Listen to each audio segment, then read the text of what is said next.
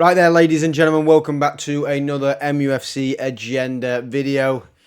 Yes, I've just had my tea, and this reaction video will be a little bit later than usual, but yeah, I had to have a break after that game. Yeah, you can see it all on the score here, 3-2, absolutely shocking performance, and I wrote a few things down that I've just wrote down just before I recorded this video to talk about, because there were so many negatives about. I've got one positive down, and that is it, but there's so many negatives, and overall it was an awful game. I mean, losing 3-2 at home, none of the blame is going on the manager just yet. I mean, I think he set the strongest lineup he can do. I think he brought on the subs. Maybe if you want to criticise him, maybe not bringing Bruno off, even though I thought Bruno had a rubbish game sometimes, even though we're not very good with him on the pitch. I wouldn't say we just seem to somehow get worse with him off the pitch. We get worse when he's off the pitch, but even when he's on the pitch, we're not that good anyway. It's one of those. It's a bit weird, but yeah, maybe keeping Bruno on the pitch could have helped us get an equaliser, but he was rubbish anyway, and a lot of the team were, and I'm going to talk about them in a sec, and especially when we do the player ratings at the end. But yeah, first note I had down was the zonal marking. What on earth are we doing on this zonal marking? Because before the last two goals, the three goals that we have conceded, the two against Arsenal and the first goal, have all been from corners. And I don't even know what to say. It's just really poor. Martinez, who is a player we're going to talk about in a second, as well as a couple of other players, just got bullied. Him and Kobbie Mainoo were the two actually marking. The rest were all in the zones. And he just gets bullied. Mikalenkovic just runs at him, or runs with him, and then just jumps above him. And because he's got all his weight on, Martinez can't jump, and he's planted to the floor, and it's an easy bullet header for Mikalenkovic, and 1-0 down, 2 minutes into a game at home, and it's just poor. It's really poor, considering we literally conceded 2 goals against Arsenal from corners, and we're calling them Stoke City FC. Maybe we're just rubbish off corners, and I think it's evident. We're clearly rubbish off corners, because whatever that was in the first 2 minutes was horrendous. I don't know if we need to scrap this zonal marking, or the players just need to spend some time focusing on what they've been getting taught, because they don't seem to know what they're doing. They're like headless chickens in the box. It's just appalling. It really, really is. And yeah, I've just put the zonal marking is useless, and it is when it's executed that poorly 2 games on the trot. I mean, it's just not good at all, and I think we need to make some tweaks on it. If you're not going to change it, make some tweaks on it, because we can't have Martinez marking and running with one of their biggest players and just not even bothering to jump. Yeah, that was one of my first points. No quality. The lack of quality going forward in this game was horrendous, but it's not something that's new. The lack of quality in general going forward is not very good. If you give Højlund a chance, he'll score like he did today. It falls to him and he puts it away. But Iheanacho and Bruno, and when Rashford came on, and Mount and Xerxes, the quality just wasn't there. Ahmad had not his best game, but even when he got on the ball, he looked like a threat. He was our only outlet going forward, looking like he could create a chance. Because on the left-hand side, Dalot, we'll talk about him in a sec, awful game for him, and it's been a very poor and underwhelming season for him so far. And he's one of my favourite players. Well, to be honest, I don't even have favourites thinking about it, but he is one of the players that I like, and I thought he had a great season last year. So I don't know what's gone on with him, and there's a few other players like that as well. And yeah, it was just I could just tell, even though sometimes you get giddy, and when you score the second goal, you think the Old Trafford crowd can just like pull it in themselves. But when you've got no quality, it's just awful. And then when you've not got the quality, to play it around the back like we're 3-0 up in the last few minutes of the game is mind-blowing. I don't know what we are doing there. What are we doing?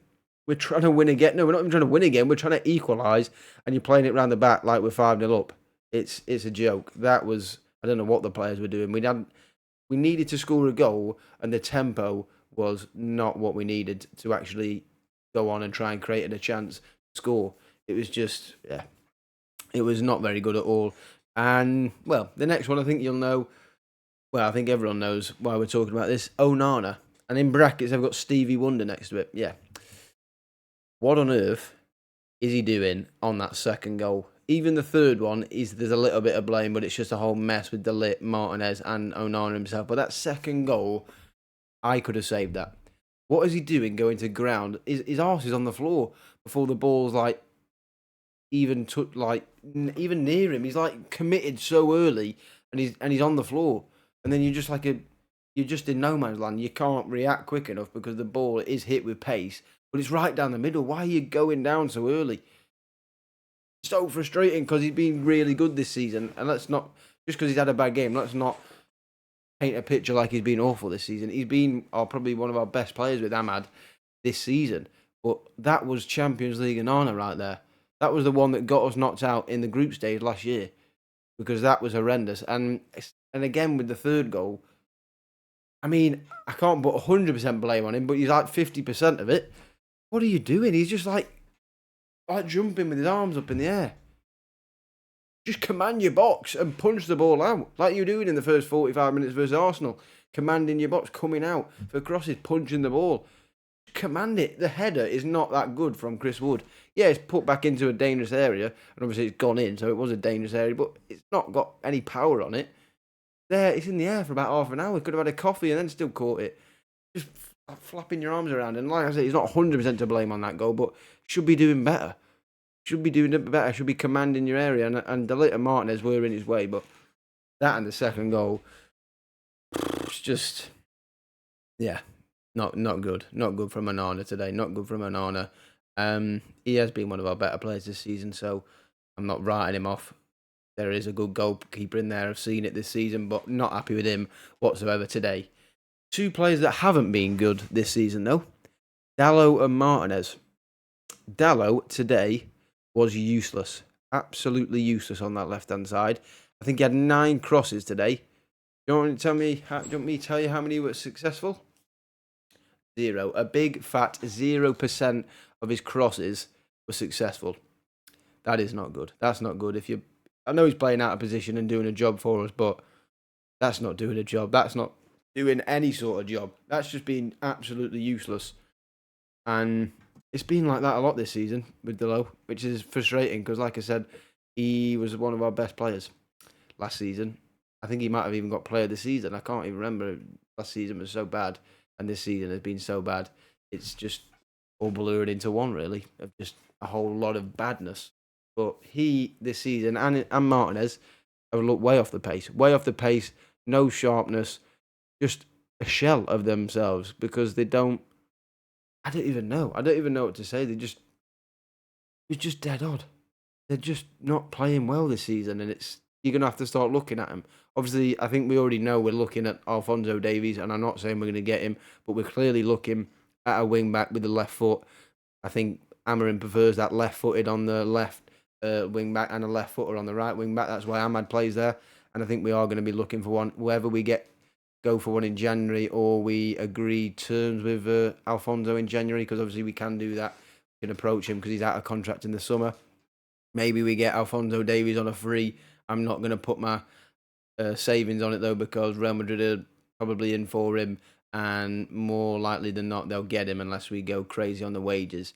And actually, wages is another thing I'm going to talk about for people who are on the bench in just a second. But we are going to move on to the subs now. Actually, what did they do in that game?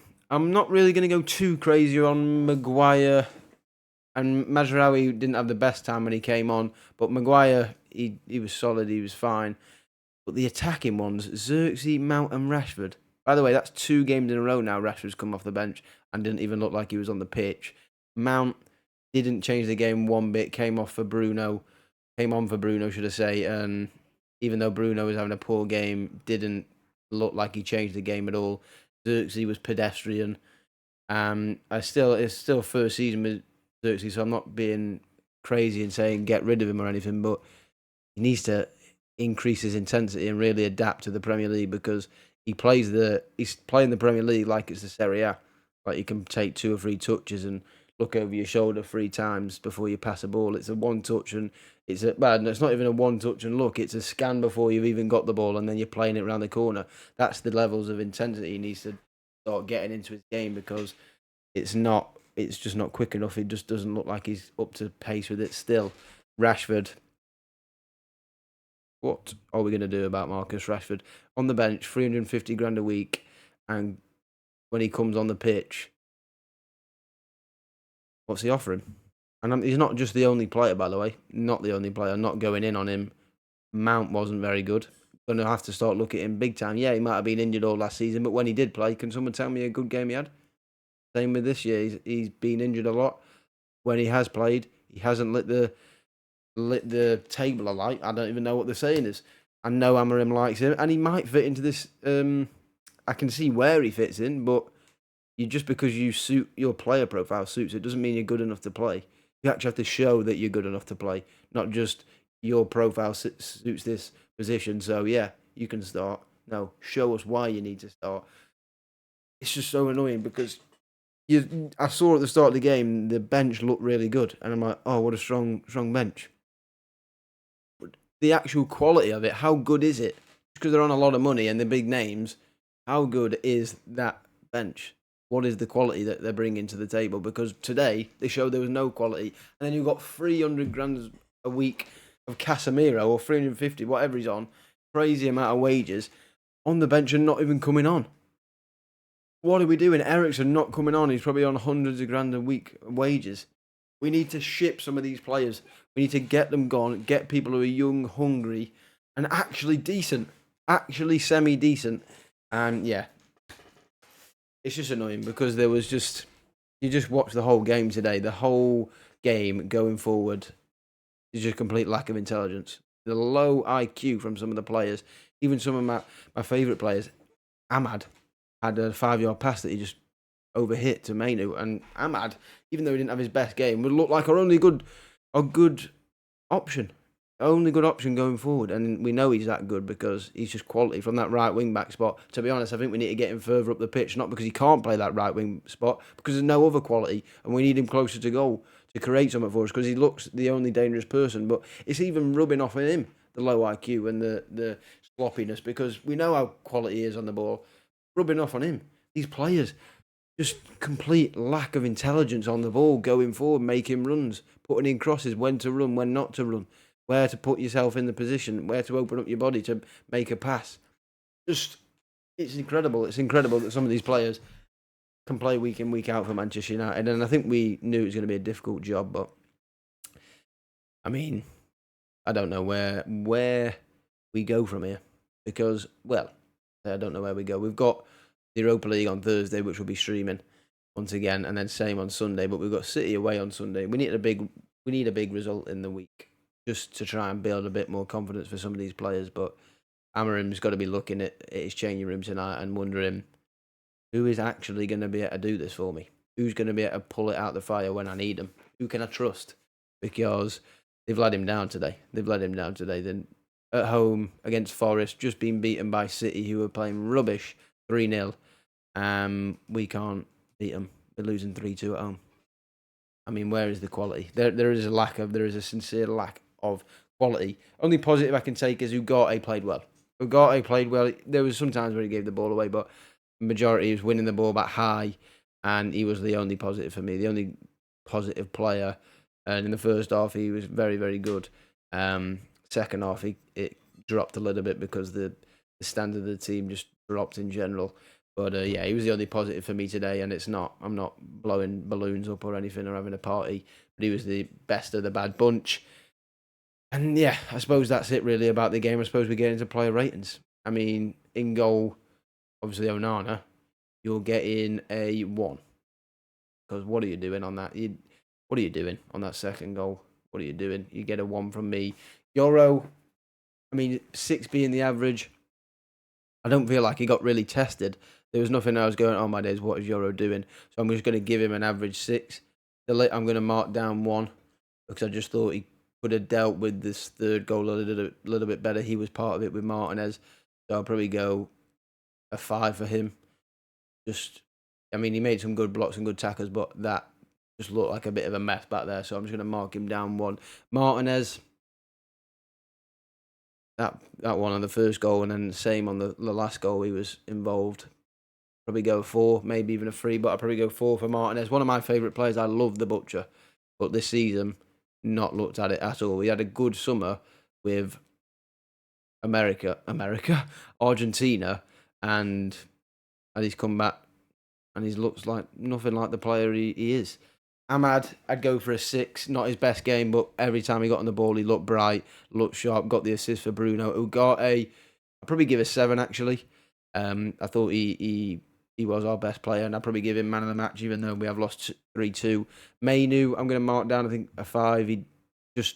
He's just come back from injury and then suspension, so he's just getting used to it. One of my favourite players, but not the best game from Mainu. Dallo, same with Martinez. I'm going to give him a 4.